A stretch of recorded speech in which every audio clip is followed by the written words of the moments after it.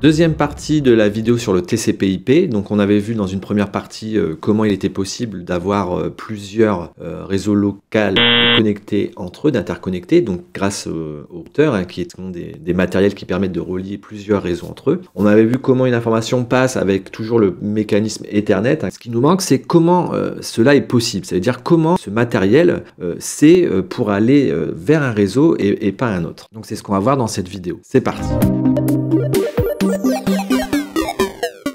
Alors, on a vu que dans une adresse IP, dans la première vidéo, il y avait une partie qui identifiait le machine, grâce notamment au masque de sous-réseau. Et là, on va voir que quand une machine, par exemple ici, on va prendre l'exemple de la 192.168.0.1, elle cherche à atteindre la 41.1. Est-ce qu'elle est sur son même réseau? Eh bien, si j'affiche les IP les unes en dessous des autres, on a PC1 donc avec son masque qui est découpé ici, et puis celle-là ici, on remarque bien que le réseau ici, le numéro de réseau n'est pas le même. Effectivement, il y a une différence ici, puis une différence ici. Donc, ce n'est pas du tout le même réseau. Il va falloir donc envoyer le message de PC1 au routeur, puisque en fait, quand un message est pour un autre réseau local, les adresses IP ne sont pas connues sur ce réseau local-là, donc du coup, elles sont envoyées via le routeur. C'est le routeur qui va recevoir les trames pour les autres réseaux. Du coup, quand un PC a une IP sur un autre réseau, il doit passer par le routeur. Alors là, on prend l'exemple toujours de PC1 qui essaye de chercher à atteindre un PC sur un autre réseau avec une autre adresse. Les trames circulent d'un PC à un autre via Ethernet,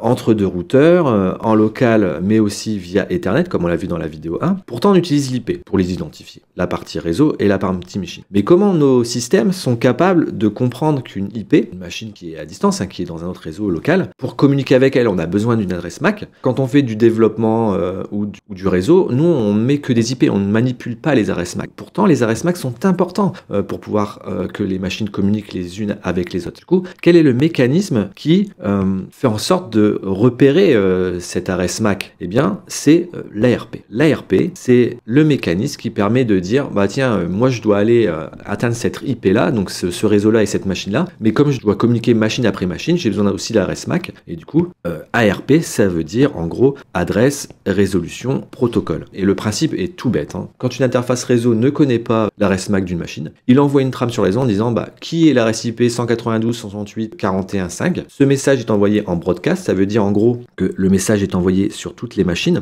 Et en fait, la machine qui possède l'IP, eh bien elle répond, elle dit c'est moi. Donc en renvoyant c'est moi, elle envoie une trame et du coup l'adresse MAC du PC qui n'était pas connue, on connaît son IP puisqu'on a demandé quelle est l'adresse MAC de cette IP là. L'IP concernée, donc la machine répond et donc elle donne son adresse MAC et du coup PC1 peut communiquer avec le PC sur le réseau local de cette adresse MAC là. C'est pour ça que sur un réseau local, on utilise aussi IP pour paramétrer nos machines. Si une adresse IP n'est pas connue du réseau, eh bien le routeur va dire ça passe par moi et il va donner son adresse MAC pour que le message aille directement vers le routeur 1 et puis parte après vers Internet et puis parcourt les réseaux les uns après les autres. Alors j'ai pris une capture d'écran d'une trame ARP, et bien c'est tout simple, on voit vraiment la source et la destination et dans la trame ARP on dit qui est l'adresse IP 6531. Quand elle va envoyer sa trame sur le réseau, comme une trame Ethernet possède l'adresse MAC source de destination, on aura son adresse MAC bien entendu. Et c'est pour ça que dans ce protocole ARP, c'est un protocole tout simple où on va repérer les adresses MAC source, les IP adresse source, les IP de destination et les adresses MAC de destination.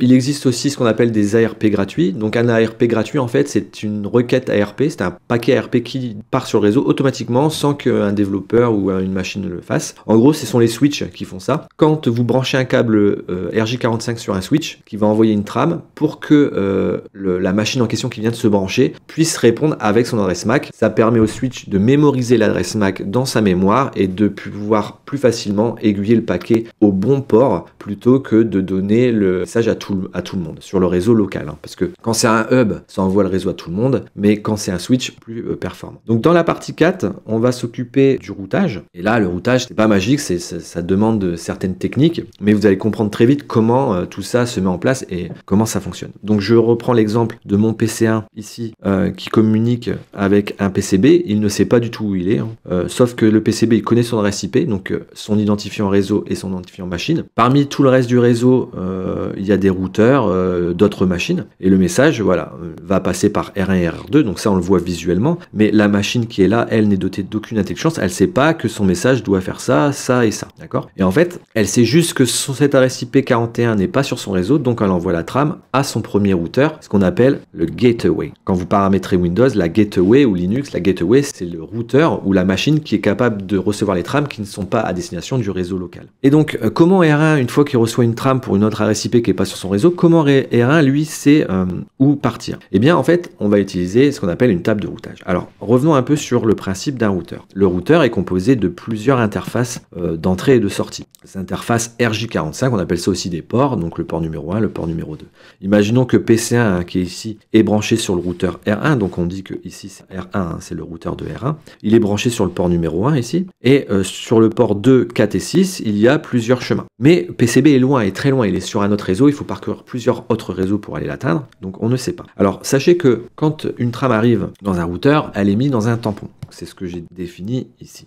Donc la trame va être mise dans un tampon et en plus cette trame, elle va être analysée. Et comment elle va être analysée? Eh bien, le routeur va aller voir les données qui sont à l'intérieur de la trame. Donc en fait, il va prendre toute la trame, il va enlever la partie physique et la partie Ethernet, puisque la partie Ethernet sert juste à transporter l'information d'un PC à un autre. Donc une fois que la trame arrive à destination, donc la destination c'est le routeur hein, pour l'instant, eh bien il va supprimer cette trame, donc la trame 2 va disparaître, la trame de liaison, et il va prendre que la partie IP qu'on a vu dans la première vidéo. Il va regarder l'entête et dans l'entête il va aller lire, donc l'entête c'est ça hein, ce qui est ici, et dans l'entête il va aller lire l'adresse de destination. L'adresse de destination c'est la suivante, c'est 192.168.41.1. Elle est ici, elle est représentée ici, avec son masque sur 22 bits. Et bien là après on est capable de savoir quelle est la partie réseau, hein. La partie réseau c'est celle en bleu et la partie machine. Et bien, en fait le routeur une fois qu'il a cette information, et bien il va regarder dans une table qu'on appelle une table de routage et il va dire je dois atteindre ce réseau-là, par où je passe? Et la table de routage, c'est ça, c'est l'information où il y a un réseau à atteindre, une interface de sortie, et puis éventuellement un routeur à atteindre si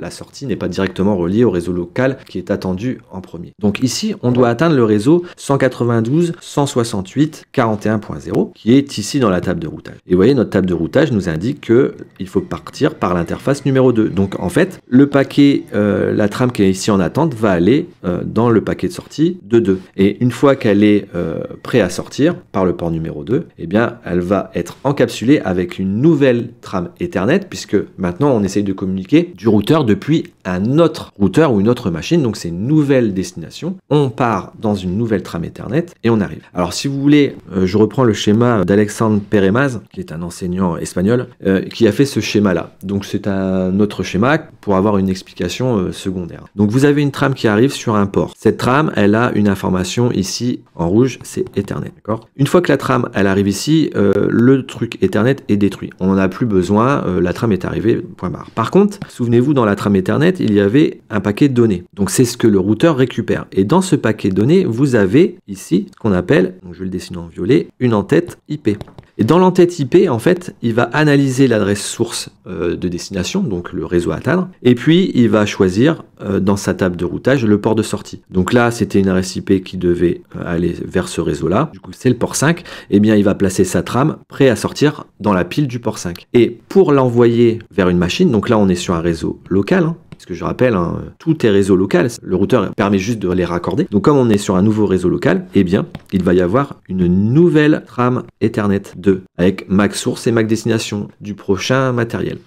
Alors maintenant, on va voir comment remplir une table de routage et comment la lire aussi. Dans une première partie, voici un peu le réseau que je reprends. Donc c'est plusieurs réseaux locaux hein, qui sont représentés ici avec leur numéro de réseau. Et puis certains matériels qui ont une IP. Alors attention, un routeur, comme il a plusieurs interfaces, il a plusieurs adresses IP. En fait, un routeur, il a une adresse IP par interface. Par exemple, ce routeur 1 ici, il a une interface ici 10.10.1 qui est pour aller ici. Il a une interface ici 192.168.3.1 pour aller ici.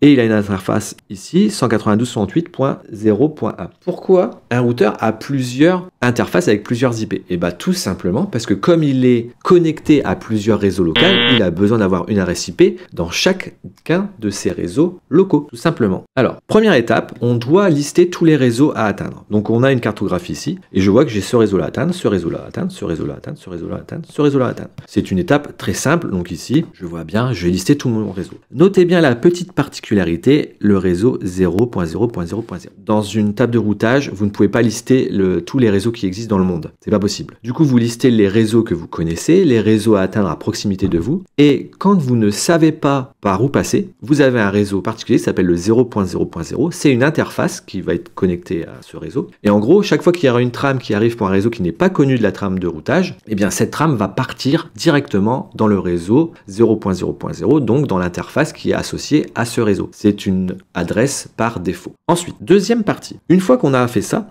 pour chaque réseau qu'on a listé, ici, on va repérer l'interface de sortie. C'est-à-dire que là, on fait la table de routage du routeur 1. C'est-à-dire qu'on est à ce niveau ici, d'accord? On ne voit absolument pas ça, on ne voit pas ça, parce que c'est pas sur notre réseau, on ne voit pas ça et on ne voit pas ça. On peut voir que ça et que ça. C'est tout ce que voit le routeur 1. Donc attention quand vous mettez vos IP, restez bien en position de votre routeur. Exemple, si je dois atteindre le réseau 0.0, donc c'est ce réseau-là. Je rappelle que ici PC1 porte cette adresse IP, mais on est sur le réseau 0.0. Eh bien, l'interface de sortie, c'est celle-ci. Parce qu'une fois que je suis dans R1, si je veux aller pointer vers ce réseau-là, je dois passer par là. Du coup, son adresse IP, c'est 192.168.0.1.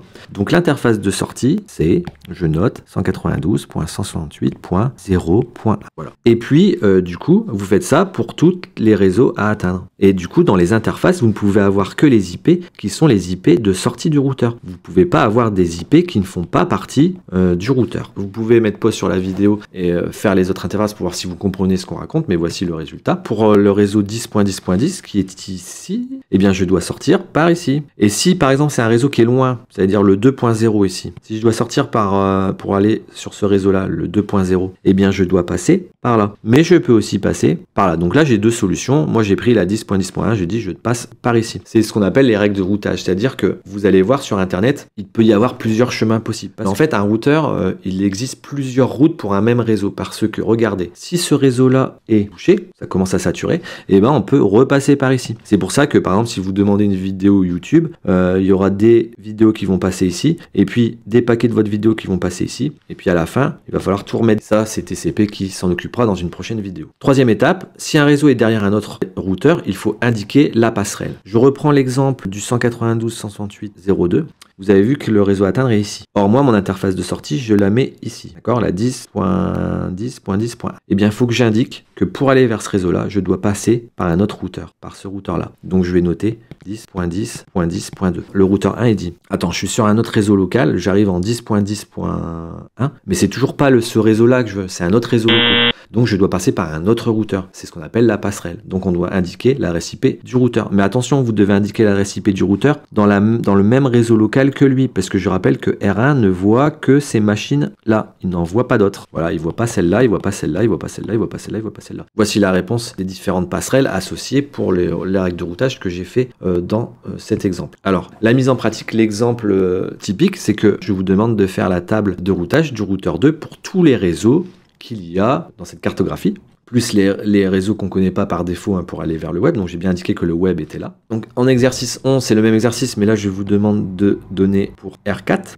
le routeur R4. Voici l'exercice 12. Donc l'exercice 12, c'est un exercice de décodage de trame, un classique dans les épreuves de BTS. Donc vous avez une trame Ethernet. Dans la trame Ethernet, on retrouve l'adresse source que j'ai dessinée en rouge ici, la longueur ici, le paquet IP supplémentaire, donc la couche numéro 3 qui est ici, qui est représentée en vert. Donc c'est ce que j'ai souligné ici. En orange, je retrouve la couche qui est encore au-dessus, donc TCP, etc. Et puis ainsi de suite. C'est les 4 octets du checksum, du contrôle. Et on vous demande, à partir du datagramme IP, de sélectionner l'adresse de destination et l'adresse source. Donc vous allez devoir chercher ici, en comptant les octets par rapport à ce qui est indiqué ici. Vous allez devoir choisir les 4 octets de l'adresse source et les 4 octets de l'adresse destination. Seulement, vous allez avoir, par exemple, ce résultat-là, par exemple. Vous allez l'identifier ici. Sauf qu'après, il faut le convertir pour avoir un truc qui ressemble à 192.168.0.3 par exemple, pour que ce soit des décimales. Donc il faut convertir l'hexa en décimales. C'est pour ça qu'il faut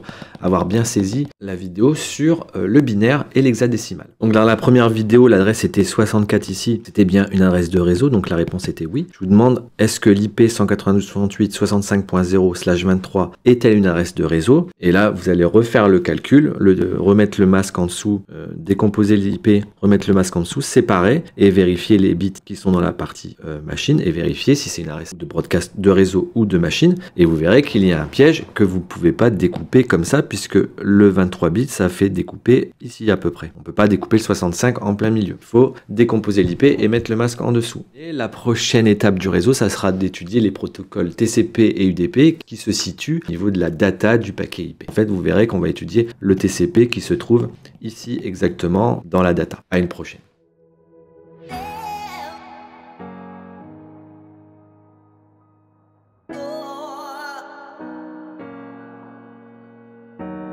Yeah.